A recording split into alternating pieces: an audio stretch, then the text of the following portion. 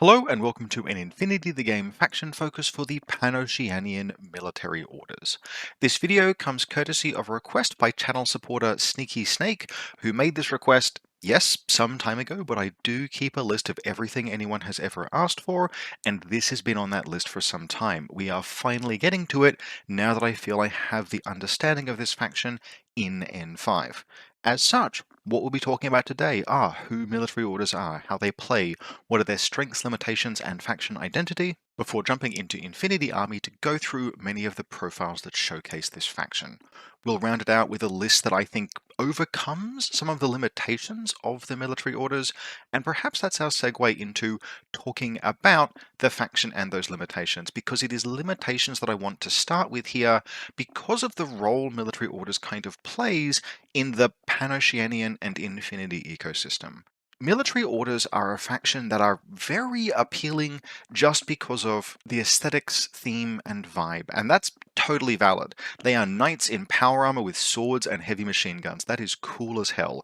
But for a very long time, they've been one of the factions that is appealing, especially to new players, but very poorly appointed to guide a new player into the game. Now, at present time in Infinity N5, they are better than they have ever been at that, but they are still a faction that can be very challenging for a new player to pick up and learn from first principles.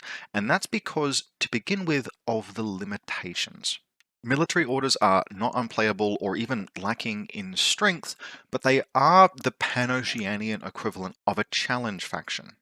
They are more difficult to play, require greater list concession, and require you to get more out of perhaps a little bit less than a lot of the other factions that are available even inside Pan-Oceania, and that's because of two primary limitations.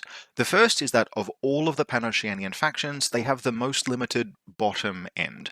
The underlying infrastructure, the cheap troops that make up often the bulk of your force, those just don't really exist in any meaningful quantity inside military orders. In particular, they've got very few cheap with upside troops, models that cost 8, 9, 10, 11 points, but which bring something in addition to just an order. Even more expensive line troops can actually be quite tolerable if they're doing something that is efficient relative to the cost. Think Fennec Fusiliers in Pan-Oceania and Kestrel Colonial Force. Those don't exist in military orders, and even accessing the cheap stuff is difficult. Fugazi Dronbots are only availability 1. Croziers aren't terrible Fusilier equivalents, but they're 11 points for the cheapest model with no upside, and every extra point begins to eat into your top end quickly, and so this is a faction that very quickly starts doing things like taking mulebots for cheap regular orders, and that's a little bit grim. Now, this is a faction that can make great use of the fact that a mulebot has baggage for 8 points, but once you're taking mulebots for regulars, you are consigning yourself to the least possible, well, not upside because baggage is good, but the least possible combat utility out of your underlying cheap order troopers. And from there, you're quickly looking at troops that cost a point or two more than you'd like, even when they're a good profile, and all of that begins to add up fast. And that sucks some of the oxygen out of the top end of military orders, and that's a problem because military orders actually really needs its top end. This is because military orders, their second major limitation is that outside of the most expensive models in the faction, they have comfortably the weakest firepower access in Pan-Oceania. Pan-Oceania is a gunfighting faction, and military orders, outside of their most expensive stuff, just aren't. This isn't to say no firepower, but almost universally you compare any 300-point list across all of the Pan-Oceanian sectorals, and there's going to be the least gun most of the time in the military orders version of the list. The absolute cheapest passable-ish HMG range gun is 46 points, and then you're looking at 53 and then 63 and then 74, and while those top-end tactical armored gear guns are very serviceable, this is still a gunfighting pool where there's 1.5 negative modifiers and no visors, and you're relying on brute force out of very expensive models. And when we look at this limitation alongside the limitation of very limited cheap with upside or generally cheap troopers, we can see that this is a faction that is being squeezed from both ends. Now there are, other limits in the faction as well. Small things like, yes, you have potentially access to a lot of heavy infantry and tactical armored gears, which means you'll have some hackability. Yes, your lieutenant choices are perhaps a little bit constrained, but those are really secondary to the fact that this is a faction that gets squeezed from the top end and squeezed from the bottom end, which makes list building really challenging. You have to be very focused and make compromises and leave things at home and accept limitations to make a list that really works in military orders, and that is a terrible thing to foist on a player that is just starting the game. A faction like generic Pan-Oceania or Kestrel Colonial Force are wonderful, smooth introductions to Infinity. Military Orders isn't, and that's a shame because Military Orders is cool as fuck. And that kind of leads us into the strengths of the faction, and unironically, one of the first strengths of this faction that is worth mentioning is just the aura, the vibes, the drip. I do not apologize for using these words. This is a faction that's really cool. It attracts new players for a reason, and yes, that's not a mechanical strength, but having a powerful and interesting vibe to the faction, a cool aesthetic, that's fun, and that's important. But there are also mechanical strengths in this faction. Now, as much as the top-end gunfighting that you need to get access to Pan-Oceanian quality guns in this faction are expensive, they do still exist, and that's really worth acknowledging. There are factions that would absolutely kill for something like a Tikbalang or a Seraph, and while you have to really work to get them into a military orders list, you have access to them. Some factions don't. This is still a Pan-Oceanian faction. It's also kind of unusually for a Pan-Oceanian faction, less so these days, but a faction with really very good quality hacking if you want to access it. Now, bear in mind, accessing the good quality hacking in military orders is going to involve some compromise.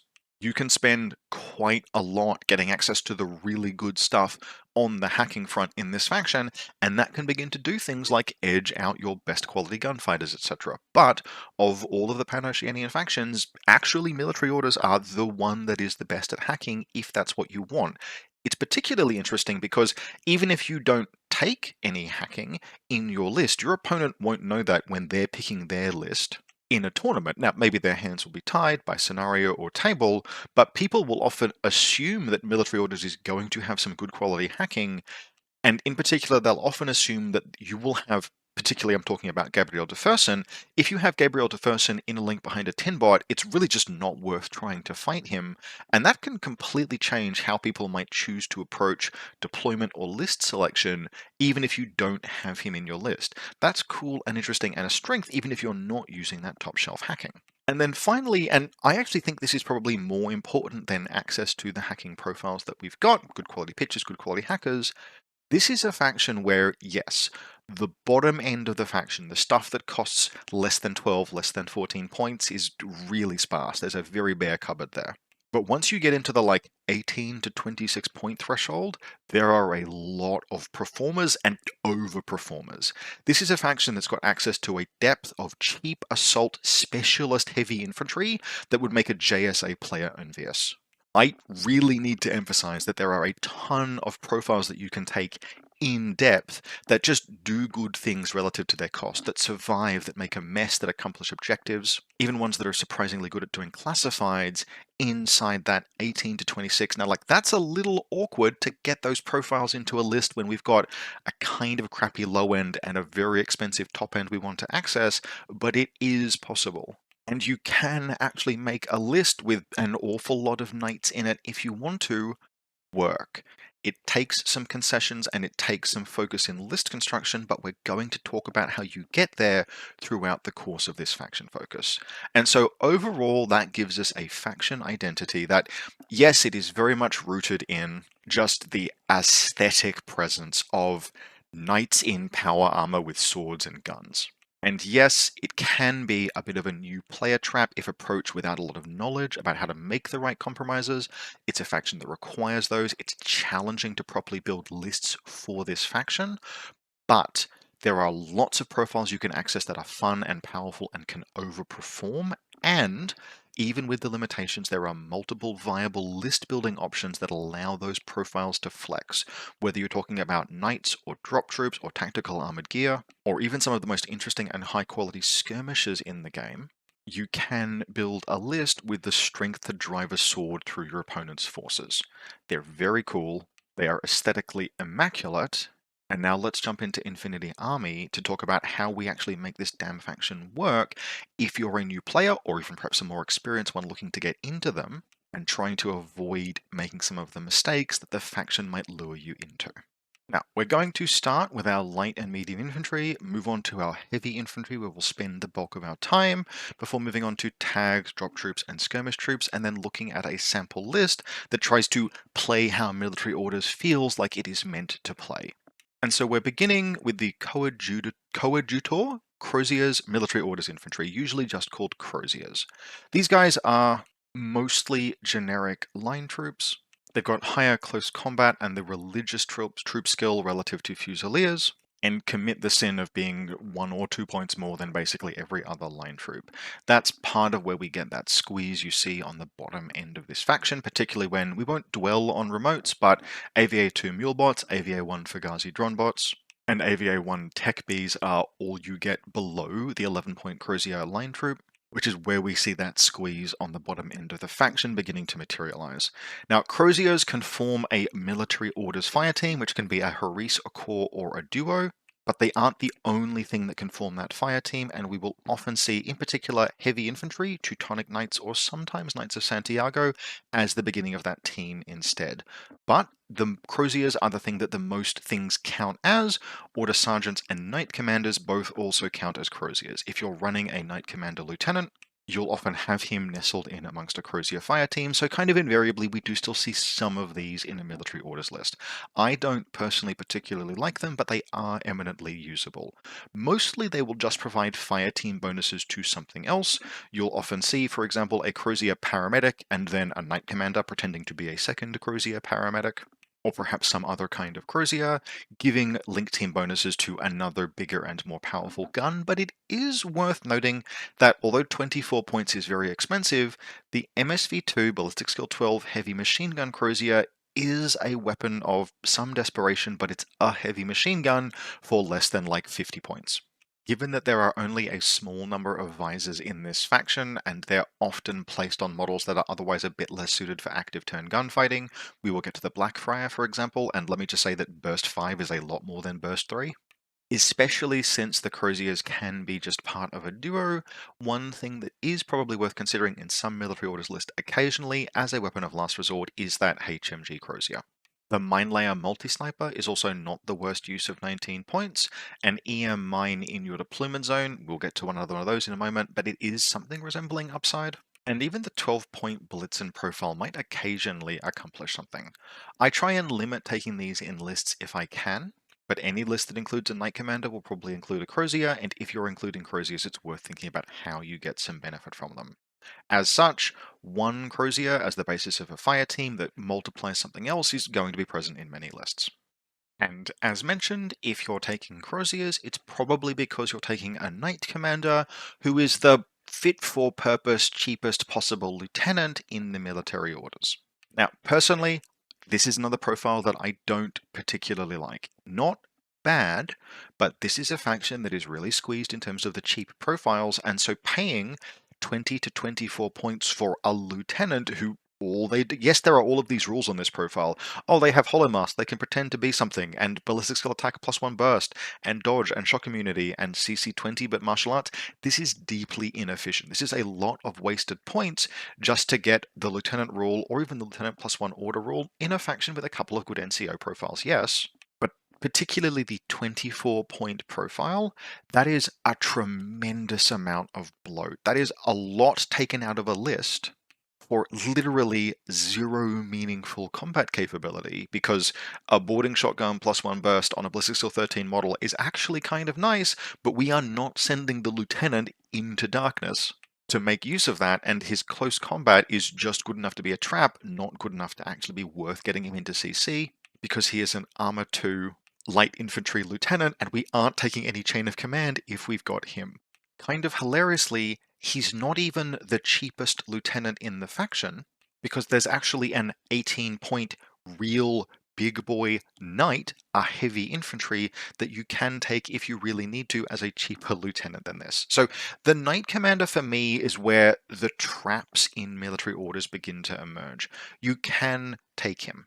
He can serve as fuel for one of a couple pretty good quality NCO firepower pieces. The Knight of the Holy Sepulchre and the Seraph are both models with access to the NCO skill, and a Lieutenant Order or a Lieutenant +1 order can help fuel them, but you really need to question whether this is the guy you want compared to just loading up on Teutons and having one of the Teutons be your lieutenant. That's probably more powerful. You'll have a troop that you can actually send into some danger, and you've just saved yourselves a bunch of points. And in military orders, we really need every point that we can scrimp and save. So give careful consideration to if you're taking the Knight Commander. Think about whether he can actually reasonably easily be hid. Think about whether or not you're actually willing to pay 6 points for one extra order on one model, because that's what you would be paying if you took him over a Teuton to get that extra +1 order. And only if you're satisfied that that's correct, go ahead and include him. He looks like he's meant to be taken in every single list. Look at that, he's got a lieutenant skill. Hurrah! You take the lieutenant with the lieutenant skill, but actually he's kind of a trap and you should use him judiciously at most. But he does count as a Crozier, so him plus a Crozier can be used as the beginning of a fire team that gives bonuses to something else. Now, our next line troop starts to get a little bit more interesting. Here we have Order Sergeants. Now, in a vacuum, particularly the base profiles, these are still things that are expensive compared to something like a regular Fusilier. We're getting a bunch of completely redundant close combat stats, we're getting some extra BTS, we're getting a nanopulsar, that's not bad, but 13 points for your entry, that's expensive. As a result, we're not taking these guys in their basic 13-point profile, but it's where we get into the secondary profiles that things start to become interesting. And the first particularly interesting profile is the 18-point hacker. Now, this is not by any stretch of the imagination the most efficient cheap line infantry hacker in the game, but it is willpower 13 and it is BTS 3, and more importantly, it's very easily linkable and it has a ballistic skill 12 pitcher. There are access to a couple of linked pitches in military orders, but if you're taking Deferson to let him flex his hacking power, you want something that can supplement that hacking. And I have absolutely seen people take 40-something point heavy infantry with pitches in order to give Deferson a pitcher. Don't do that. Take one, maybe two order sergeants, put them in a relevant link, and use that for your network projection. They'll fire off those pitches very serviceably. We're probably taking one or more mule bots for orders anyway in military orders, so you can reload easily, and they will add their own hacking ARO to any network that you establish, particularly with factions like OSS and Aleph that are very, very powerful in terms of their attack options, but OSS in particular tend to attack with hackable models. Just establishing that pitcher network that then they have to clear or push through can be a really strong defensive tool, and yeah, more hacking AROs there are better. In active turn, we will almost exclusively be laying those pitches down to let Deferson play his game, but 18 points is still a pretty reasonable cost of entry, and you can in some cases even just run the Order Sergeant Hacker as, yeah, that's your only hacker in a list. We just put it in a list. They count as Croziers. They can't be the basis of a fire team themselves, but they count as Croziers if they're in a Crozier fire team, or they can be the basis of an Order Sergeant's fire team. There's a few things there that count as them as well, and just that's some basic entry-level hacking, just so that hacking exists in a list. That can be worth 18 points. The other profiles, the escort profiles, are interesting but a little bit more difficult to fit. I really like Oxbots on any faction that can get them. Oxbots are one of the most interesting and fun disposable heavy flamethrower mimetism profiles to include in a list as defensive ablative elements or as part of an attack, and I like escort sergeants as a result, but it's a bit tricky to really make them work. Theoretically, the escort sergeant with neurokinetics is very fun. You can position it in a location where the Oxbot arrows first, maybe trades out for something, and then you neurokinetics with either an assault pistol or a heavy rocket launcher. But 22 points is just a little bit difficult for what is at the end of the day, at longer range, burst 2 in ARO, ballistic skill 12 with no modifiers. I think this is a fun profile that you could fit in some list to see how it works. I wouldn't reach for it by default. I think there are probably much stronger ARO options in military orders, but Oxbots are always fun, and basically any of the Oxbot profiles are at least worth experimenting with occasionally, even if, frankly, it's the Order Sergeant FTO hacker being link glue and useful that you'll use most of the time. Now, our next profile of note is technically a wildcard, can't be the basis of any fire team, but counts as both a Crozier and Order Sergeant, and that's Indigo Brother Konstantinos. Now, 23 points for a light infantry with armor 2, BTS 0, and a single wound is always going to be a little bit of a stretch, but there is just a grab bag of utility on Konstantinos that makes him not just worthwhile, but actually essential for certain lists. And that's because he's one of two profiles in the entire faction that has access to a disco ball. And the simple fact of the matter is that in military orders, if you aren't taking really apex firepower, and frankly, sometimes even if you are, there's a lot of models that we have access to that really want to be able to allow to get close. And if you don't have the big guns to definitively suppress enemy AROs, you need visibility control to make that happen. And if you want linked visibility control, Konstantinos is it. He's the only option. Crusader Brethren are very interesting and can turn up into very useful things, but just having disco balls in your deployment zone as part of a fire team alongside and around the models that will want to advance, Konstantinos is literally it. Now, fortunately, 23 points is expensive, but the rest of the profile is kind of appealing. He is only ballistic skill 12, but he's an MSV1 mimetism gunfighting model. It's just a multi-rifle, but you can get in range and actually take some shots with that. He has a sensor, which is really useful, and he's a willpower 13 specialist operative. He does just an absolute grab bag of classified objectives because he is a veteran with a visor and a decharges and a sensor and a deactivator, which I think means collectively he can do something like at least 2/3 of the classified pack. That's really useful, but ultimately the reason we're putting him in a list in the first instance is because goddamn we just need disco in certain lists. If you aren't taking particularly a Tick Balang or a Seraph, you probably want Konstantinos in a list because there's just too much of a risk without really those full-on Apex firepower pieces that you might get locked back and struggle to advance, and hey, he solves that problem as part of a link. Good on him. The fact that he's a sick as hell model really helps as well.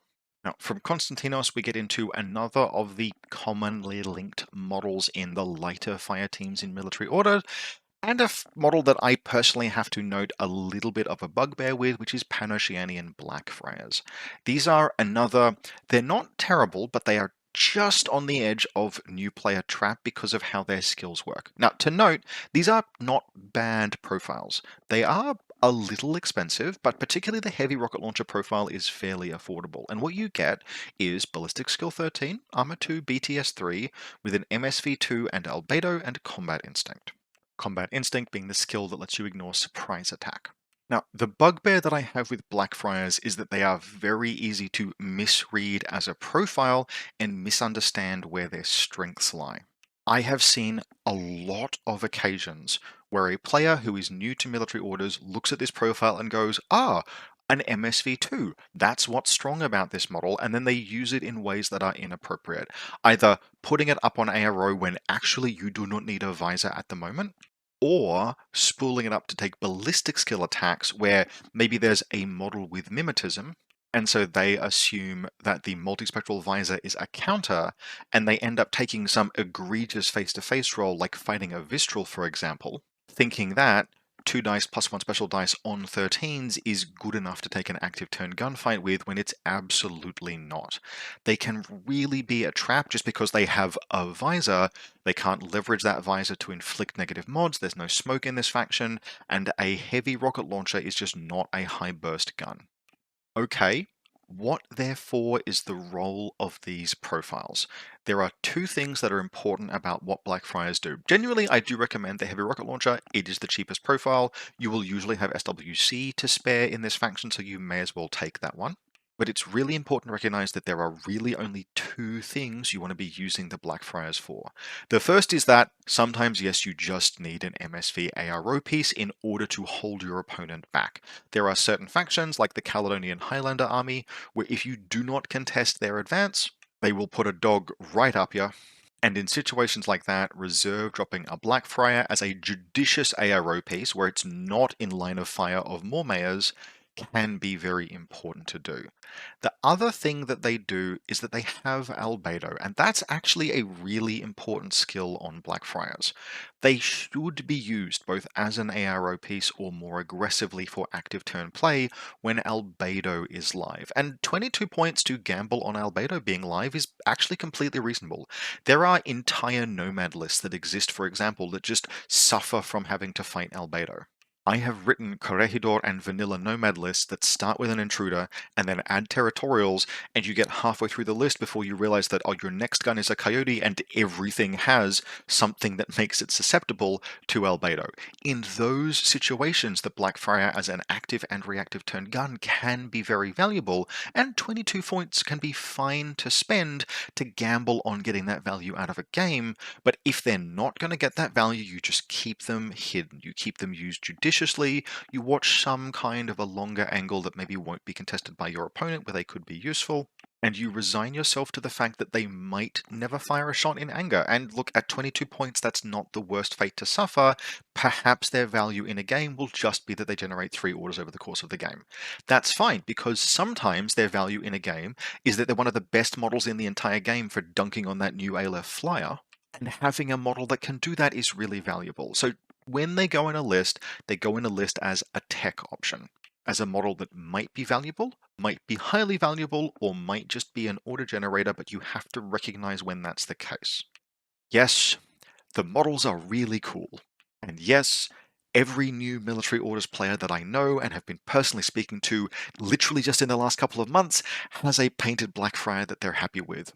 But you have to use them judiciously. It's fine to put them in lists, but assess each game whether this is a game where they'll do something, and do not try to force orders through them if it's not, because you will just get them killed and you'll waste the orders that you spend. That's my bugbear, and that's part of why I'm doing this video, is just to kind of explain that kind of stuff. Use them only when albedo is particularly live, or where genuinely an MSV2 is actually a useful tool, not just because your opponent has mimetism, because they aren't rolling enough dice or high enough ballistic skill with enough resilience for that to be their value proposition. Now, just a few more light and medium infantry to get through before we get to the exciting heavy infantry stuff. Up next, we've got Major Victorian Haley of Cygna. Sorry, I meant to say the Infirmaries of St. Lazarus. Another unironically extremely cool model. These can join both military orders fire teams where they don't count as anything in particular, order sergeants fire teams where they count as order sergeants, but kind of interestingly not crusade fire teams, even though to my knowledge I think these are part of the Order of the Hospital. Certainly they've got a very similar logo. Perhaps the Order of St. Lazarus is something different. Now, these aren't a unit that I see terribly often, but there is some merit, particularly to the cheapest profile. 17 points for a doctor that can join a fire team isn't terribly bad, and 6-2 move is a weird and interesting upside on a model that otherwise really is just doing doctor things and being a specialist. You can take an order sergeant and an infirmary and then wildcard something into the fire team and have a relatively mobile doctor that's doing things interesting and moving around. Now, when we get to the heavy infantry, we will see that if you spend a few more points, you can actually get some real do stuff models, which I think is the main reason I don't often see infirmaries of St. Lazarus, but as a support element in certain lists, could see some use. Finally, in terms of light infantry that are worth mentioning that aren't generic options available to basically every faction or every Pan-Oceanian faction, we have the Raven Eye officers. Not linkable, but worth mentioning because they are one of the very few cheap-ish models with upside in the faction.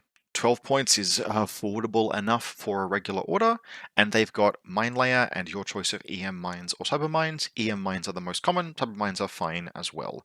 Most of what they will do is deploy that mine and then just be an Emarat, but this is a faction with disco balls, and it's a faction that doesn't like repeaters, so keep in mind that that deactivator exists. These guys can make kind of an interesting combat group 2 model that will often not spend orders, but sometimes they do, and that's quite useful. But worst case scenario, 12 points for a regular order that comes with an EM mine in your deployment zone. We've got to take our lumps in this faction, and that's not the worst price at all to pay. Now, light infantry out of the way, let's get to the stuff that defines this faction. Let's get into the heavy infantry, the military orders themselves, starting with the Sacred Military Order of Teutonic Knights. And these guys are where we start to see that cheap model that can actually overperform begin to emerge. Now, there are some special weapon options here that I would generally encourage you away from. Because these guys have got limited cover as a rule, They're just not going to be gunfighters terribly often because your opponent will always get the +3 bonus from range against them if they have a good range band on their weapon. That makes it hard for these guys to really aggressively win face-to-face rolls. Not impossible, but it is difficult. Where these guys are particularly good is any of the profiles that cost 19 points or less. That's the Light Shotgun with Panzerfaust, the Light Shotgun with Panzerfaust Lieutenant, genuinely the cheapest lieutenant in the entire faction. The next cheapest lieutenant is the Knight Commander, and he kind of does nothing. The 19-point Specialist or the 19-point Light Shotgun Panzerfaust and Timbot. These guys are very accessible in fire teams as they are able to form the basis of a military orders fire team. And there are some very valuable wildcards that you can slap into those teams that just like having another model as the tip of the spear and a model with a tin bot because there's a lot of heavy infantry we might be taking. They have Impetuous, they can be specialists, they are very serviceable in close combat. Now, there are some factions that would look at CC22, Martial Arts 2 and kind of sneer, but military orders are actually not quite as good at close combat as some factions like Combined Army or JSA, etc., but we make up for that with access to particularly some Apex quality gunfighting at the top end that those factions don't have. And on a 6-2 model with Impetuous and a couple of wounds and Armor 3 BTS3, CC22, Martial Arts 2 and a decent sword, that's good enough. Where these guys really start being able to overperform, though, is the fact that they're all armed with Panzerfaust, or at least the profiles we're interested in are all armed with Panzerfaust. That gives them options as ARO pieces, and that's actually really useful. Because they're easy to link, that's a 2 dice on 13 Panzerfaust. Now, I did say, hey, you don't want to gunfight with these guys. But a robust ARO piece that is hard to kill, and they are still hard to kill because they do get cover bonuses to their armor or a cover penalty to enemy attacks. And they do still have 2 wounds, which means that 2 dice with a weapon that represents a critical existence failure to anything that is hit by them, that's got overperformance potential on ARO. Everyone has to think twice before engaging a 2 dice Panzerfaust, particularly a 2 dice Panzerfaust that will probably survive to take another shot. You take multiple of these guys, and at some point during the game, one of them is going to get lucky. And when a Panzerfaust gets lucky, that's really bad for your opponent. And so I really like Sacred Orders of Teutons. These guys are, in a sense, almost your real line infantry. And they even have the fascinating distinction of, look, we can take mulebots in this faction, we can reload these guys, but if the Panzerfausts run out, they're actually still really difficult to kill because the buggers dodge on 17s, and if they dodge on 17s, they move 3 inches, which means once they get into the midfield, actually pinning them down can be tremendously challenging.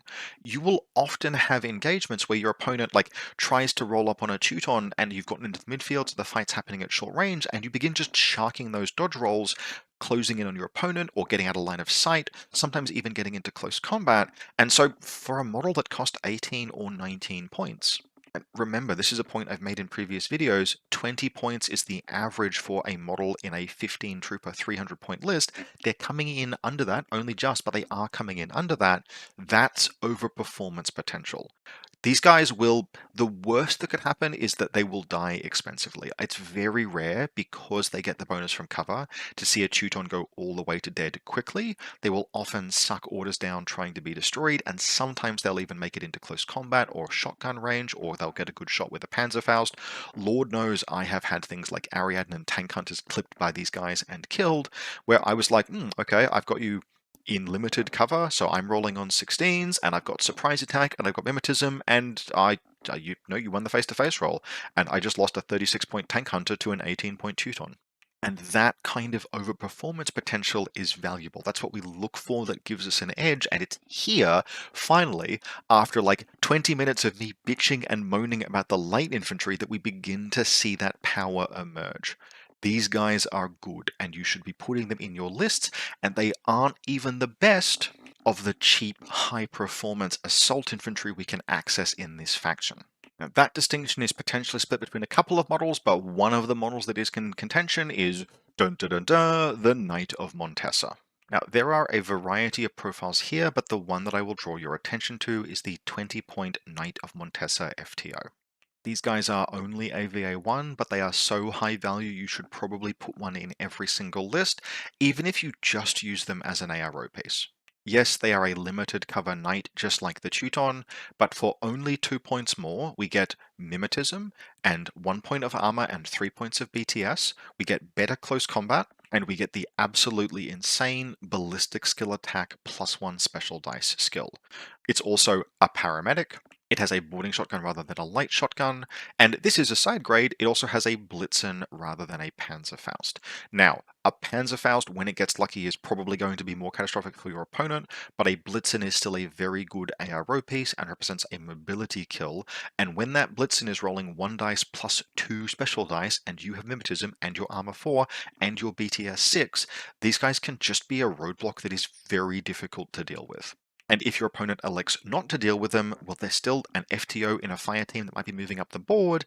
And at that point, if they get in close, well, they're a 4 dice ballistic skill attack with a boarding shotgun. Yes, 2 of those dice are special dice, which caps the lethality a little bit, but then in ARO, they're a 3 dice boarding shotgun, and they're good in close combat. The closest thing these guys have to a downside is that they are 4-4 movement. It's a bit slower, it's a bit more difficult to get that shotgun into good range as a result, but this is a specialist with so much upside. It is so effective.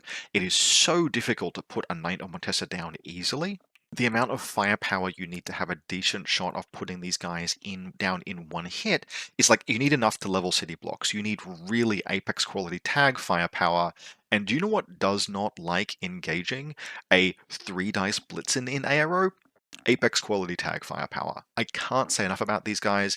They are very close to an auto include just because of all of the things that they do. You should get one of the dismounted Knights of Montesa in basically every list. Now, since we have them on screen, I may as well also mention the mounted Knights of Montesa. These guys are a little bit more niche, but still very serviceable.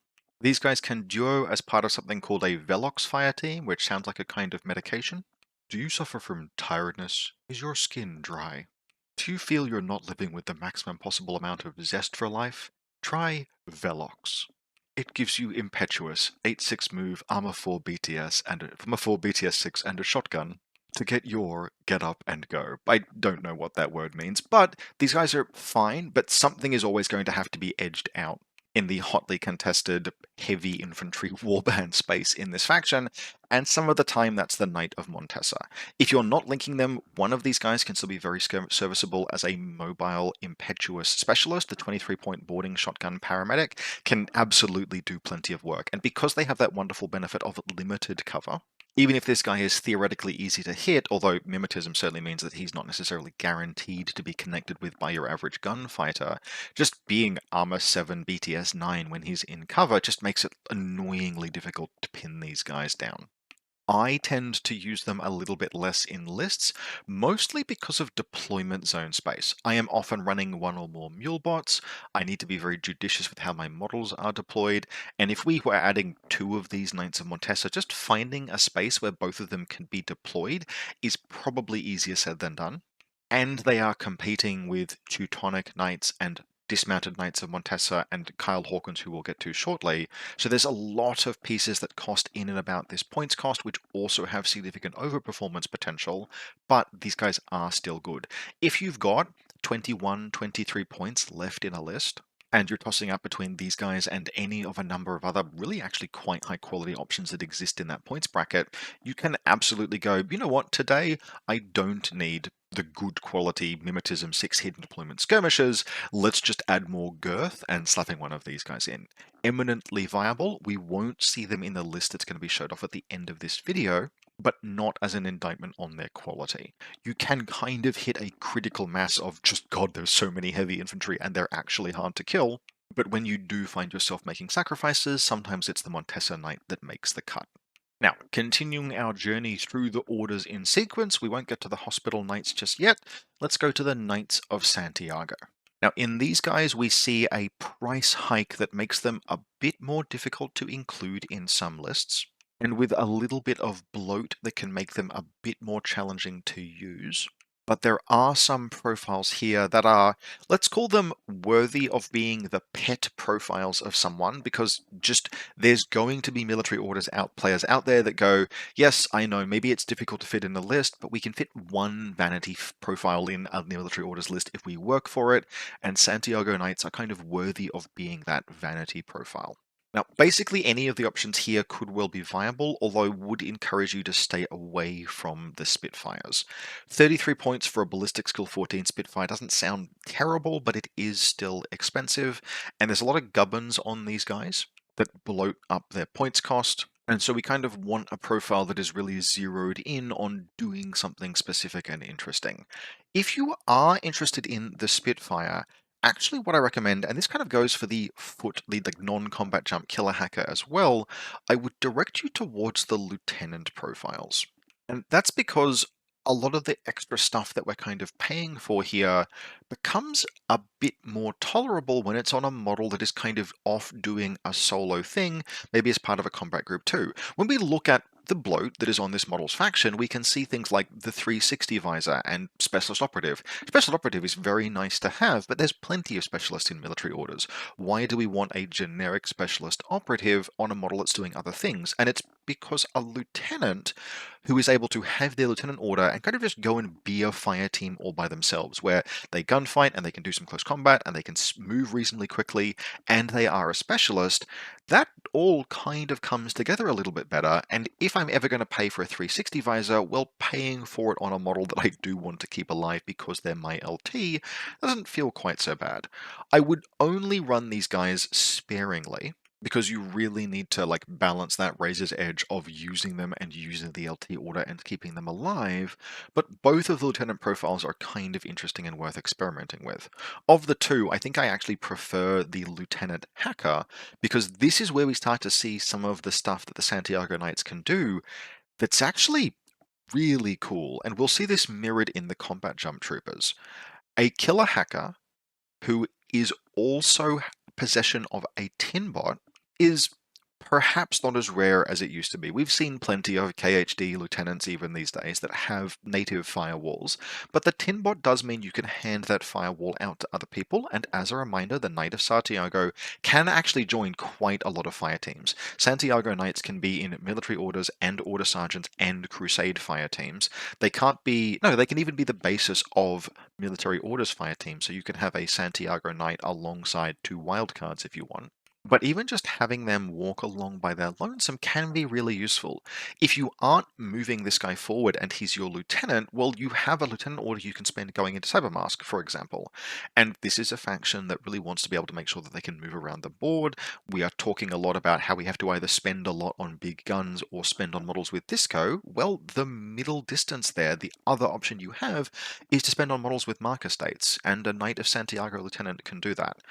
To emphasize, 31, 33 points for the two LT profiles, kind of rare options. They're going to be a little bit inefficient, the 360 visor bloats the cost, etc. But they are a fun and interesting kind of idea to experiment with, particularly in certain scenarios where you're like, actually, maybe there's no loss of lieutenant in this scenario, and I want an active lieutenant, but I don't want an active lieutenant that's like Joan or something like that, so this is an option.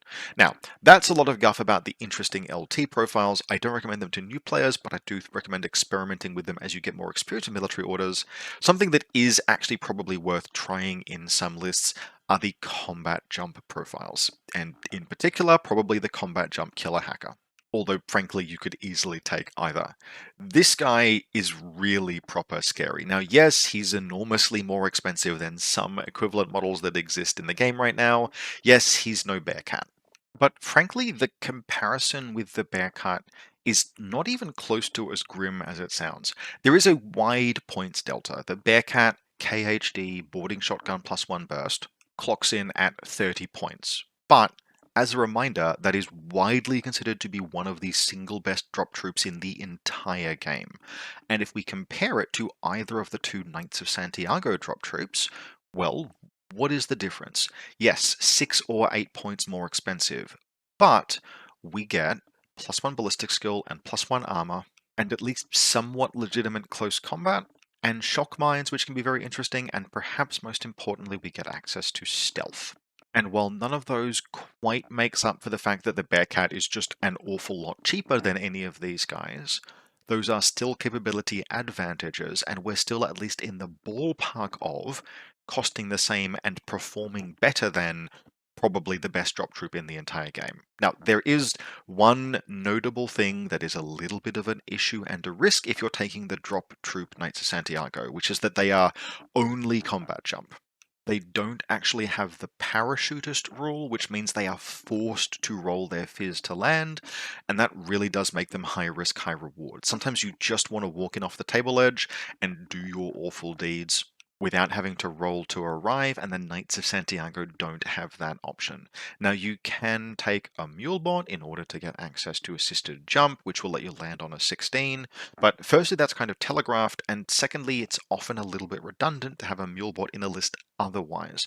We're not usually taking things that we put support wear on, and we do have lots of access to tin bots that make Fairy Dust a bit redundant. So very telegraphed if you take a Mulebot alongside the Military Order Santiago drop troop, which does basically mean that if you're taking these guys, you're forced to roll the dice, but when the combat jump pops off, it really, really pops off.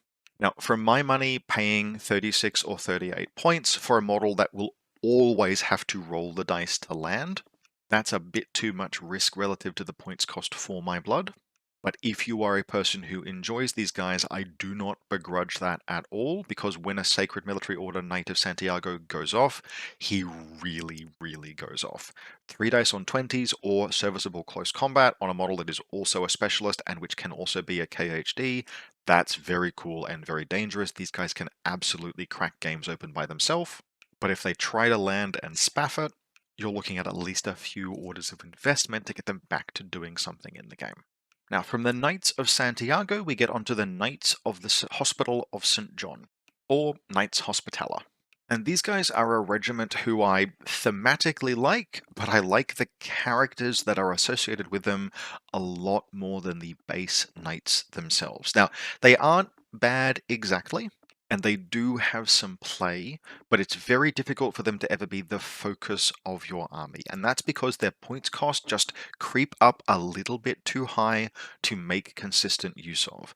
It looks like this is where we first see our first heavy machine gun. And surely, right, like we can link these guys, surely 32 points for ballistic skill 14, rolling 5 dice is not that bad. Yeah, but it ain't that great either, and Frenzy really does begin to tell when you're looking for a primary gunfighter. Now, it's not the end of the world, and there are some significant utilities to these guys, but Gabriel Deferson and Kyle Hawkins kind of overshadow them in terms of capability and use to a list more than the Knights Hospital themselves do. If you are taking one of these, it's because you intend to make use of a Crusade fire team. You're making use of a Crusade fire team because there is one other model who, if you want to link her, can only be linked as part of a Crusade fire team, and to make a Crusade fire team, you need a Knight of the Hospital. For that specific purpose, the go-to usually isn't the HMG. It's either the multi-rifle with Tinbot or the Doctor. The Doctor, for obvious reasons, it's a Doctor that will be accompanying some pretty heavy infantry. Or the multi-rifle Tinbot, because a Tinbot's going to be very useful on some of the other high-value models we might choose to have join that fire team. Now, they're by no means disappointing profiles otherwise, but they just aren't efficient enough, except as the basis for a Crusade fire team that then enable other things. They just aren't efficient enough in military orders. These are guys that you can kind of take in some other factions. You can try and use these guys in Svalaheimer Winterforce, for example, because the underlying infrastructure in Svalaheimer is cheap enough to accommodate them. It's not in military orders. We have to make difficult choices, and one of the difficult choices you have to make in military orders is not to try and take multiple Knights of the Hospital, even though they come in a box of 4 and they look really, really cool. We will see one of these guys in the list at the end of the video, but he's there because I need link glue and for a couple of other reasons, not because you can take these often and get lots of use out of them. They're just a bit too expensive and the faction does not support that. Now, as mentioned, the character Hospital Knights or Hospital Associated Knights much more compelling, and that starts with Knight Hospitaller Kyle Hawkins. Now, frankly, I would direct you to the Pan-Oceanian video. Svalorheimer video where I talk about this guy. He can be fielded in Military Orders and Svalorheimer, where I talk about him at greater length, but in short, he's one of the best close assault models in the entire game relative to his cost. Now, in Military Orders, there's lots of competition. You don't have to take Kyle, because we might just be spending those points on a Dismounted Knight at Montesa and some Teutons instead.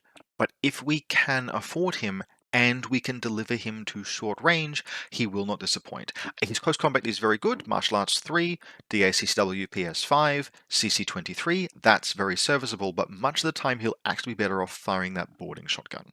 Especially if he's part of a link, rounds a corner, 6-2 move makes that relatively straightforward and gets line of sight on something that is not in cover, he is rolling 4 dice on 20s with ballistic skill attack -3.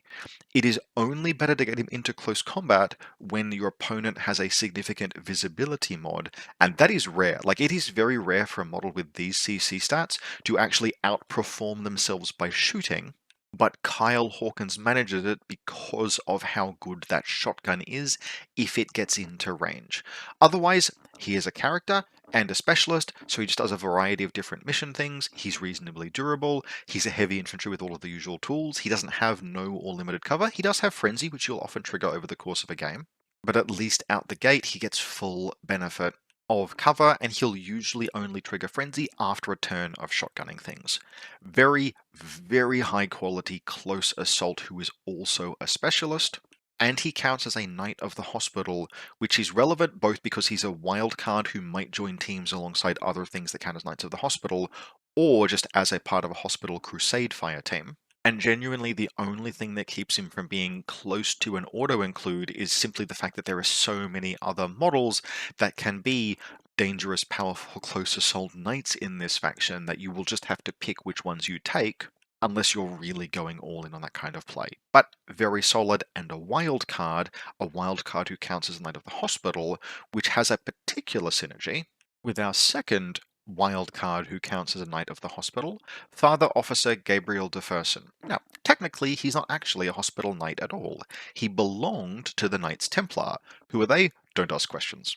No such order exists, they were disbanded and sanctioned, and Gabriel de Fersen was allowed, for good behavior reasons, to join the Knights of the Hospital. But what he actually is the primary source of the reason why military orders are one of the best hacking factions, certainly in Pan-Oceania, but actually kind of generally in the game. Now, there's a ton of generally good stuff going on here, and you pay for all of it. These profiles are expensive, but you've got 6-2 move, ballistic skill 14, phys 14, whip 14, armor 4, BTS 6, 2 wounds, decent quality martial arts, stealth, you can gunfight because of the ballistic skill, and we have a hacking device with Trinity +1 special dice. That means that he is an outstanding source of hacking AROs. He is very, very hard to hack in reactive turn. He's easy to link with a Tinbot. He's very durable thanks to the wounds and the BTS, and he's firing 2 shots with Trinity back in ARO, which just makes him hard to put down. And in active turn, willpower 14, rolling a 4-dice Trinity, that's just very likely to connect and do damage. Now, it's not an extra damage Trinity, it's not Trinity AP, it's not, Trinity extra damage or anything like that, but 4 dice with a +3 mod on 14s is 4 dice with a +3 mod. And so offensively and defensively, he's just an absolutely premier hacker in a faction that's got access to pretty cheap linkable pitches and pretty cheap linkable Tinbots. I don't take him in every single list, not by any stretch of the imagination, but he is a primary strength of military orders, and so having access to him, it's important to consider and think about. One of the things you can do with military orders is take one list for hacking and one list not for hacking, and generally, both of those lists will often be able to cover a lot of scenario grounds because there's a lot of random specialists in military orders, and it's easy to build a list that is not, for example, reliant on infiltration but can still defend. And that gives the faction the option to just go, oh, I'm playing against Ariadna. No need for the Gabriel list. Or, I'm playing against OSS. Time to get the let out and hack these motherfuckers, because those abilities are really live right now. Now, if you do take him, my personal recommendation is the Spitfire profile. It is 4 points more expensive, but it is only 4 points more expensive, and it's worth just having the gun. You're already spending a lot of points on this guy, you're probably going to link him, and so you may as well at least have the option for a 5 dice on 14 Spitfire. That's just good to have access to, and for only 4 points more than the multi-rifle, represents a significant additional capability. Now, in terms of linking him, remember I just spoke about how Kyle Hawkins counts as a hospital knight. So does Gabriel Deferson, and so that really does make the two of them best friends forever. Because you can very easily staple these guys to, say, a Knight of the Teutonic Order with a tin bot, or even an Order Sergeant with a pitcher, and you have yourself a link that has fire team bonuses because it's got two Knights of the Hospital in it. Now, another good option is something like an Order Sergeant and Konstantinos. That way you've got Order Sergeant fire team bonus. There's a bunch of different ways, but it is well worth remembering that Deferson counts as a Hospital Knight, Kyle counts as a Hospital Knight, and both of them can join any fire team in the game. So buddy them up with a Teuton, and you've basically got a good 3-person team that can do a ton of work. Now, the final knight that counts as a Knight of the Hospital is, of course, Joan of Arc. To note, there are two Joan of Arc profiles. One of them has just access to a multi-rifle and it is slower, but it has more armor. That's Joan of Arc version 1, and my preferred version, Joan of Arc version 2, who is faster with 6-2 move. Yes, she is lightly armored with Arm 3 BTS 6, but she has access to an AP Spitfire. An AP Spitfire is very, very useful. That is a real gun, and stapling a real gun to this ballistic skill 15 heavy infantry, that is worth doing. Now, it's kind of a small tragedy that Joan is actually just frankly better in generic Pan-Oceania, where there are cheaper link teams that she can join, and just an absolute ton of models that she can make from irregular to regular thanks to inspiring leadership, but none of that really overrules the fact that even in military orders, just as a profile, she's very, very good. In fact, a profile that I weirdly kind of recommend is the non-lieutenant profile. It's chain of command non-specialist, but she's 45 points for an absolutely killer assault pace. Ballistic skill 15, 6-2 move, tactical awareness, great close combat, 2 wounds and no wound incapacitation, making her borderline a tag. She just goes extremely hard, and there's a weird amount of merit to making her the not lieutenant profile so that you can use her a touch more disposably. This is foreshadowing to the list we'll show off at the end of the video, where, yeah, actually she's just kind of worthwhile. As far as guns that can actually hurt things go, she's one of only about 3 weapons in the army that are high burst armor piercing and ballistic skill 15. And all of that just makes her worthwhile on her merits. Now, this is military orders. You don't get to just randomly slap a 45-point model into the list. But despite everything, we can usually fit one model that is in and around that points cost. One model that constitutes maybe a little bit of a vanity pick, but which will perform. Once we've taken some other big gun and all of our close assault, durable, linkable ARO knights and our few cheap options. And Joan is just good enough on her merits to fill that role. If you want to link her, and she's very worth linking, she has tactical awareness, she counts as a Knight of the Hospital, and she can join a Crusade fire team. To do that, as I noted, you have to take an actual Hospital Knight, but even just a single Hospital Knight Tinbot can duo with Joan, and that gets duo bonuses. She can go, she can get some kills, tactical awareness moves the link team forward. Lord knows she'll trigger Frenzy and then just get more orders from that over the course of the game. I like her very much. Not easy to include in every single list. She's not as good here as she is in generic Pan-Oceania, but she is still very good in military orders. Now, from here we start getting into more niche options. Niche really just because of the expense, but let's mention Knights of Justice. Here is my personal recommendation to you. I don't care, this is a BTS 9 Ballistic Skill 14 hacker with a pitcher. Do not take the hacker profile. 45 points for a hacker. Do not take the hacker profile. If you want to hack in military orders, you take 18-point order sergeants to have access to a pitcher, and you take Gabriel Deferson to have an actually good hacker. In my opinion, there is really only one profile that is of interest here, but it is of interest, and that's the Missile Launcher +1 special die. It is really easy to get something that we can attach that to get an additional +1 special die, and at that point, it's a Ballistic Skill 14, Armor 5, BTS 9, 3-dice missile launcher. That is an absolute roadblock on ARO, and actually it's borderline viable in active turn. It's got HMG rangebands and it can put down AROs. Do I want to use it as an active turn piece? Not enormously, it's 3 dice on 14s. But if just one of those dice connects, it's probably going to kill whatever it's shot at. And at 46 points, that missile launcher is actually the cheapest effective heavy machine gun range band, well, not quite heavy machine gun, but close enough range band weapon kinda in the faction. I don't really want to take the heavy machine gun Hospitaller. It's got frenzy, and so it's kind of intrinsically single use, whereas the Knight of Justice does not, and she can just absolutely keep on trucking. Ultimately, 46 points makes the profile too expensive to easily include in lists, and if we want AROs that present a potential catastrophe to our opponent, we just have much, much cheaper options. If we're taking her, it's probably after we've included some Teutons and a Knight of Montesa, and at that point, do we really need her? Is she better than Joan of Arc? Probably not at the cost, but still an option that's worth considering, particularly if we're playing something like radial deployment scenarios where there's a good chance that the slightly different range bands of the missile launcher might just play in our favor. Second last, special heavy infantry, we have the Crux Father Knight, and my opinion of him here is very much the same as my opinion of him in Pan-Oceania, except he's even more difficult to afford. Technically, he is a wild card, but it's just difficult to accommodate this profile, a model that is this expensive in this faction, when we could take Joan of Arc for fewer points than any of these profiles. That's pretty significant. But if you are interested in taking one, Albedo is a niche but very useful skill, and Ballistic Skill Attack +1 SD is very, very good. These guys are kind of fire teams all by themselves, but we have the luxury of actually linking them with models who can give them fire team bonuses, and a fire team that can be quite nice to take is something like Konstantinos and an Order Sergeant and a Team Crux Father Knight, which is expensive but does have plenty of upside.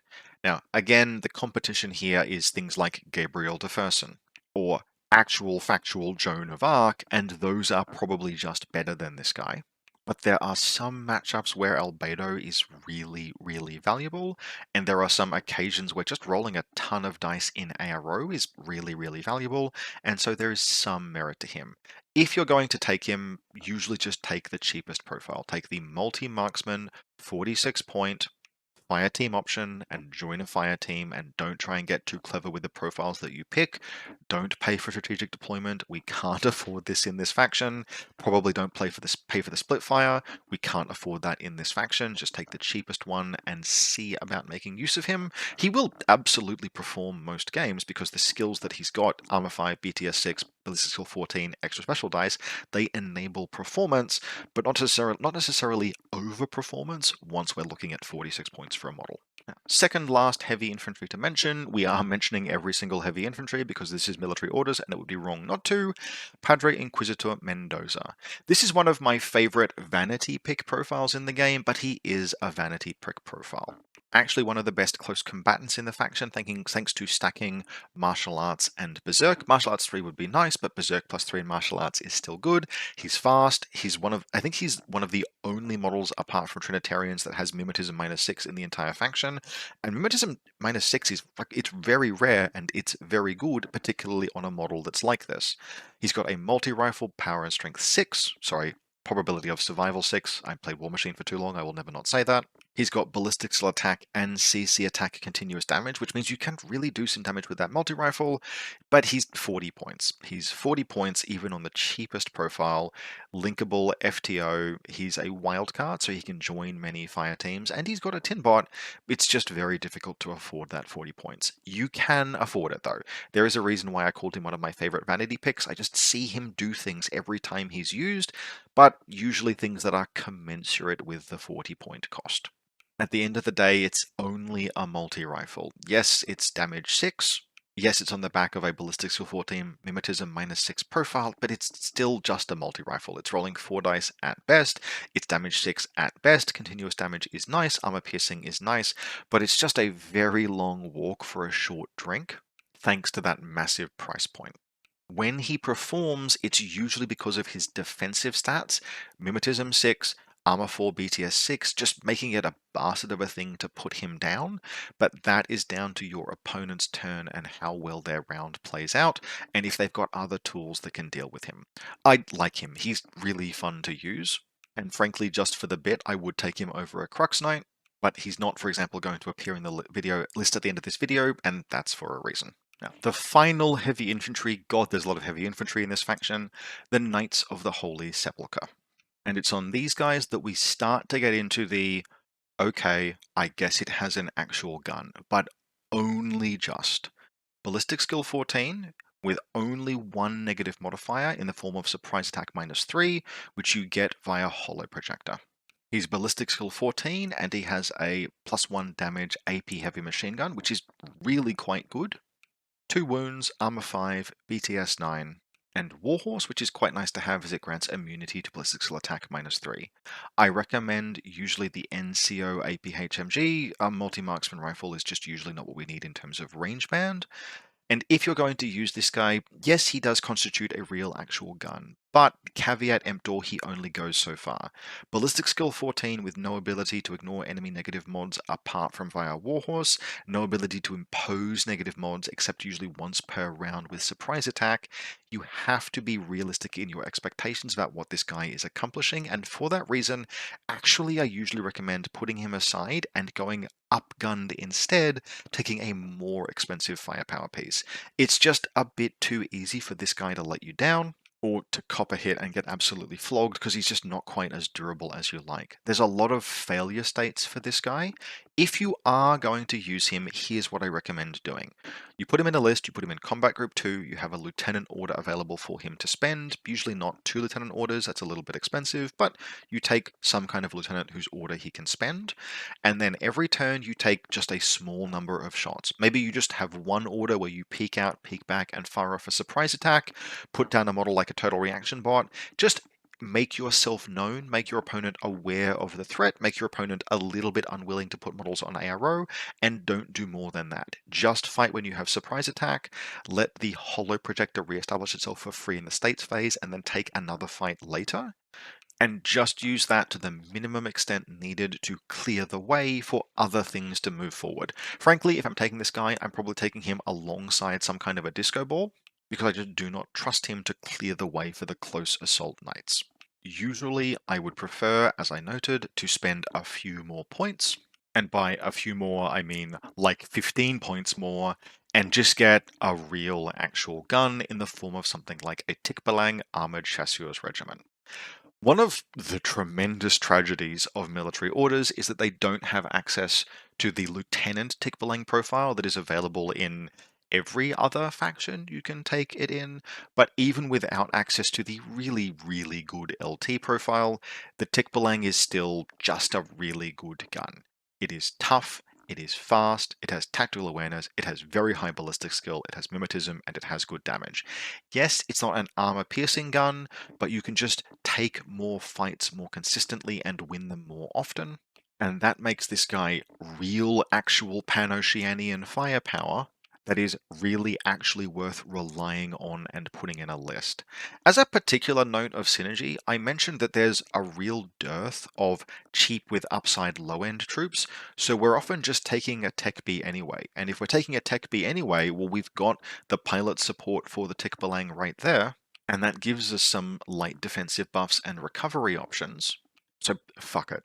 Take the Tikbalang or an equivalent piece, have these kind of guys in your lists. You can run a military orders list that is all close assault and all scrappy and is relying on things like disco balls and hacking, and it does actually genuinely work. But if you're learning the faction especially, take yourself a Pan-Oceanian gun. You've got access to them. The presence of this guy, even if it isn't the best Tikbalang profile, is still a defining factional strength, and we can absolutely fit a ton of knights in a list alongside this guy. I will show you how at the end of the video. It is not worth starting your journey on this faction into Pan-Oceania at large via military orders without experiencing what a real Apex Predator gunfighter looks like, and it looks like the Tikbalang. Now, our second tag in military orders, and unique to military orders and extremely baller, is the Seraph Armored Cavalry of Military Order. There are 2 profiles here, and one of them has access to a super jumping jet propulsion Oxbot, which is wonderful and hilarious, but realistically I kind of recommend the multi-HMG most of the time. You're just going to need those range bands quite often, and so having access To the actual proper HMG range bands, it's just worth it overtaking the Oxbot. As much as I really love that Oxbot, I love the idea of a jet propulsion on wings of fire, tiny little robot with a flamethrower. The heavy machine gun is what you'll need more often than not if you're taking a model like this. And what you get here is very sound. Now, to note, 74 points is very expensive, particularly for a main battle tag that is only armor 7. But despite that, there is still a ton on offer here because this thing is basically as fast as a vehicle. It has super jump jet propulsion with super jump 3 inches, which means it's moving 9 inches on the first short skill every order it's using super jump and can follow up with a 4-inch move, making it as fast as every vehicle in the game if it's moving. Unlike every other vehicle, when it gets to a point where it wants to fight, it can just slot into and take cover, and at that point it's a full main battle tag, and it's also packing orders out the absolute arse. If you're running a Seraph, that is about the only time I would personally endorse a Knight Commander, because +1 order on one of these guys is actually possibly worth spending those points on. Frankly, actually probably just take a Teuton anyway, but if you ever want to wash NCO orders through something powerful, this guy is it. This is the NCO of NCOs, and I have had a game where I watched a Seraph move 39 fucking inches, and I looked down and went, shouldn't you have spent some orders? And my opponent was like, oh no, I have, just the tactical awareness and the NCO orders. And it's just like, oh damn, he fucking fast. And when he gets to where he needs to go, he's a full-on ballistic skill 15 Pan-Oceanian tag. Decent armor, 3 wounds. If you have an engineer, he's got remote presence. And that speed means that he can pull back to a position of safety as well and then get repaired. The challenge of running the Seraph just is that it's the most expensive model in the entire faction. 74 points is very expensive, and you have to build insulation around this guy. Because while it is absolutely enormously more durable than a vehicle in reactive turn, it still isn't specialized for reactive turn gunfighting. You want to keep it safe until it can strut its stuff. If you are an MO player, you should play a Seraph at least once at some point, because the maneuverability alone is just unlike anything else.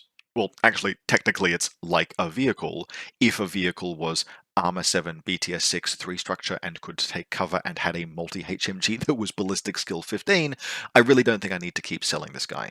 He is too expensive to put in every single list. For general purpose gunfighting, the Tick Belang is a more efficient option. But for get fucked on wings of fire, I have moved 26 inches in 2 orders, and that is your problem now. Just aura. The Seraph is extremely good. He is a selling point of military orders. You should play him once you have your feet underneath you in the faction. Once you understand how to defend. Once you understand which of the warband knights, the cheaper ones, you prefer, and how to build the rest of a list, that's when you start looking at the Seraph. Your first list with MO should not be a Seraph list. Your first tag list with MO should not be a Seraph list. Play with the Tick Belang first. But once you have a handle on the faction and you can accommodate a little bit of the concessions you need to make to afford a 74-point model, give him a try, because he is extremely satisfying and extremely terrifying, even for a prepared opponent. Now, this video is getting long, just a couple more profiles to cover. The first is Crusader Brethren, the drop troops who aren't Knights of Santiago of the military orders, and they're really quite good. Martial Arts level 2 and CC21 is just enough to warrant occasionally getting into close combat, and while damage 7 on their close combat weapon isn't great, it is EM.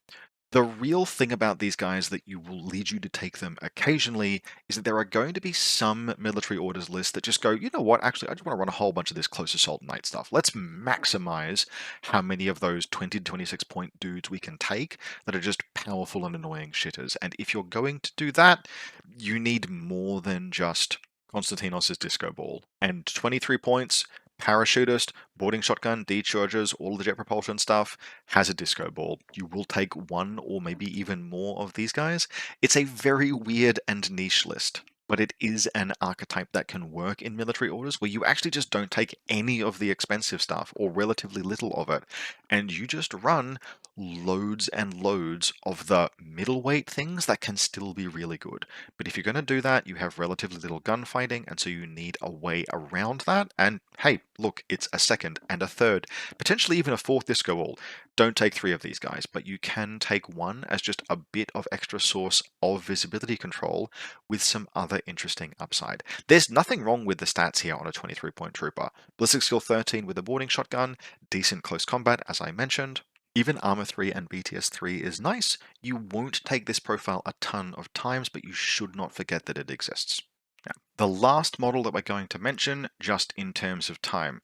By the way, Dart exists in this faction. Dart is very good, Dart is very expensive. You can occasionally take her in military orders, it's worth considering, but let's just focus for now on an actually efficient and potentially highly performing skirmisher profile, the Trinitarian Tertiaries.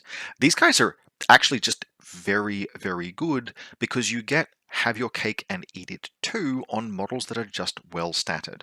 These guys have got hidden deployment, you won't always use that. Sometimes you'll just want the order, and camouflage, their ballistic skill 12 and their mimetism 6. That makes them just serviceable as guns if you need them to be, because BS12 with boarding shotguns and mimetism 6, that can win you gunfights. The thing about these guys that is really, really interesting is that 1 SWC 23-point profile, there are 2 different options. And they are very interesting because Mind Layer and a specialist skill like Forward Observer are usually mutually exclusive, and they aren't here. You can take up to 3 of these guys in a list if you have the SWC and get 3 Mind Layers, laying your choice of shock mines or deployable repeaters, and this is a faction that can really benefit from deployable repeaters deployed in the midfield. And you aren't giving up access to your midfield specialists to get it. Now, as far as it goes, just a 2-dice boarding shotgun does have limitations. Yes, they have mimetism. Yes, they have surprise attack. Yes, they have a marker state. But at the end of the day, 2 dice is just 2 dice, but it can still be worth taking gunfights, and even if they don't do any of that, they are infiltrating, potentially hidden deployment specialists. There are plenty of scenarios in this game that really like having access to those things, and these guys are that and are also mine layers. That is enormously rare. In fact, I think it might be completely exclusive to the Trinitarian Tertiaries, or it's at least very close. There's maybe 1 or 2 other profiles in the entire game that share that skill set, and that's just good. Now, the reason why you don't take these in every single list is that ultimately we have to make concessions somewhere. And at their price point, every one of these guys that you take is an Assault Knight with a Panzerfaust or a Blitzen that you aren't taking instead.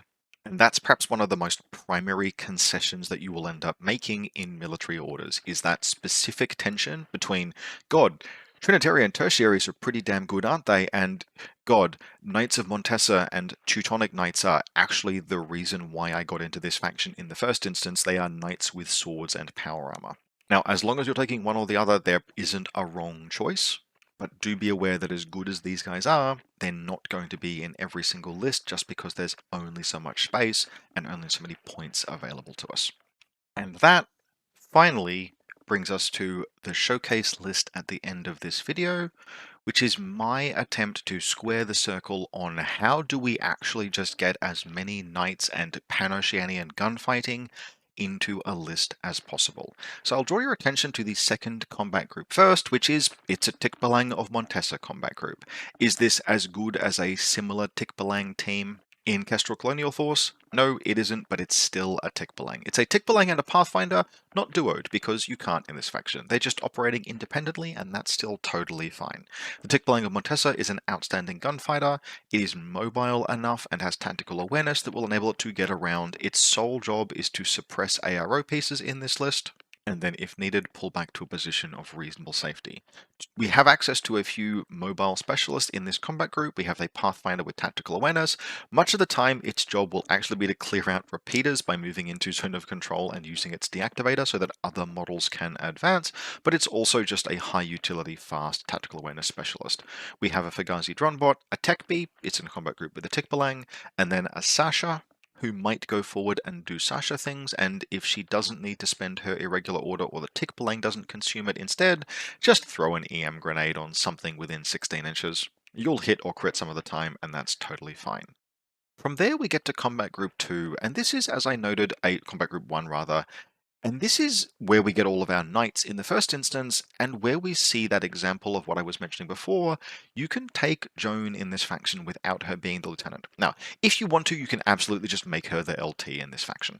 There's no particular shame in that. There are a variety of legal LT options in this list. You could just make her into one of them, but I want her to be able to play really aggressively, and that means I kind of want a secondary lieutenant option that I will probably spend the LT order at some point over the game, but it isn't necessarily running into danger. And so what we have is a Crusade fire team consisting of Joan, a Knight of Hospitaller Lieutenant with multi-rifle and Tinbot, Hawkins, and then a Knight of Montesa Paramedic.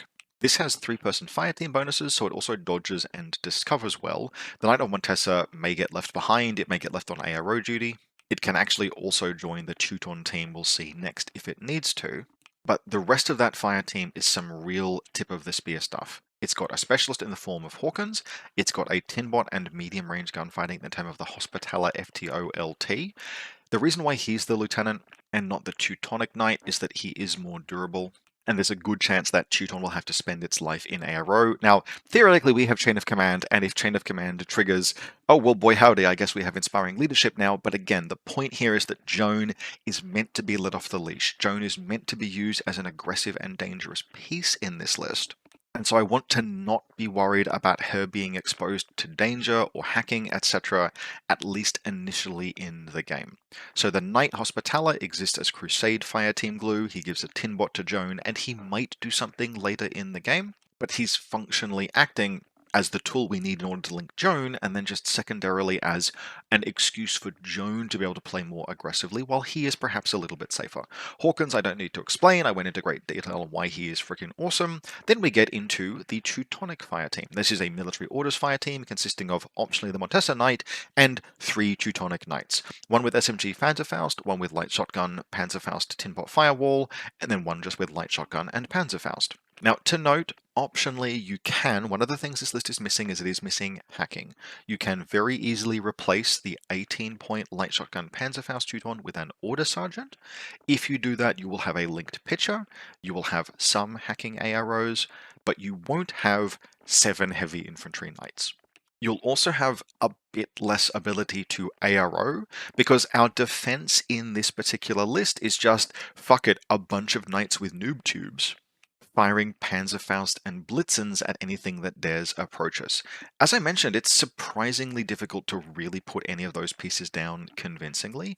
A Teutonic Knight that's firing 2 dice back with a Panzerfaust represents a critical threat to your opponent if they get lucky, and if they don't, there's still a heavy infantry that's benefiting from at least the armor benefit of cover. Once the Panzerfaust is expended, they dodge on 17s, and so you can really just use these guys as one of them will get lucky and kill something, and if they don't, they will still take a lot of orders to damage, and at that point, potentially they make their religion check, they go prone, maybe they dodge prone, they're just good defense.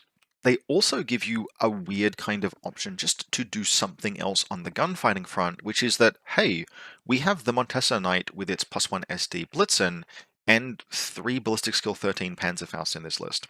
You can actually just coordinate orders those. You don't want to, not all of the time, but there are some times when it's just like, you know what, I'm just going to fire off an absolute ton of dice at you where any individual hit potentially represents the end of existence for the model that I've hit. Now, don't do this all the time. It's not the reason that they're in there. The reason that they're in there is that I wanted a ton of durable, disposable weapons for ARO purposes, but do remember that the tool exists. A 5 dice Blitzen Panzerfaust coordinated order is really quite scary, and that's really quite interesting. Finally, rounding out the combat group, we have a Warcore and 2 Mulebots. Don't love taking those Mulebots, but there's a lot of models that we're looking to reload in this list. So you just have the Mulebots hanging out behind the Panzerfaust, behind the Blitzen, so that they can reload at the end of each round. And because the rest of the list isn't running models that are difficult to deploy, there aren't any Montesa Knights on bikes, for example, there isn't a Seraph, we can tolerate the silhouette for deployment of the Mulebots in this case. And so, yeah, that's my version of how do we make military orders play like they look like they should play. Loads of actual orders, plenty of defense in the form of the Teutons and the Montesa Knights, some very good aggression in the form of the Tikbalangs, all of the Close Assault, and the Crusade Fire Team. There's a few different ways we could get hacking into the list. As mentioned, you could cut a Teutonic Knight. You could also tinker with some points. There's a few one-point cuts we could make on the Teutons if we needed to, and that would potentially also let you exchange the Pathfinder Drawn bot for an Order Sergeant, tinker with some groups in order to get it into a list where a group where it can link. That's an option as well. So really the only thing that we don't have is any defensive hacking at all. I didn't consider it essential, but on showing it to a few people, it is one of the things that they called out. So that's a relatively straightforward change that you could make. But otherwise, this list has a Tikbalang and 7 knights in it. This, in my opinion, is how you get military orders to play like they look like they should play, and this list could do basically any scenario. It's got enough specialists, and it would pair very well with another list of a style of your choice. Perhaps you want to run a list that actually has a lot of very good hacking in it. Well, if you want to do that, you cut Joan of Arc, and you cut the Knight Hospitaller FTO, and you get Defersen and something else into a list. Maybe you want to go all in on Goblin Mode Knights. Well, we cut the Tikbalang, as sad as that is. We get in a bunch of disco balls, and then we just add more and more pieces that are aggressive performers if they just get inside 8 inches. There's a bunch of different options, but this is a starting point for MO players who were lured in by the promise of knights with swords and guns, because this list gets us knights with swords and guns. And that wraps up this video. I really don't know why military orders took an hour and 25 minutes to talk about, but they did. And so to our aspiring MO players in the audience, I hope that you've enjoyed this. Thanks again as a reminder to Sneaky Snake, who some time ago made the request that resulted in this video getting made. For anyone else, if you'd like to support the channel, you can do so via the Buy Me a Coffee link in the video description below, or by becoming a channel member on YouTube. If you've enjoyed this, give it a like, hit subscribe, and otherwise, as always, we will see you with more Infinity content next time.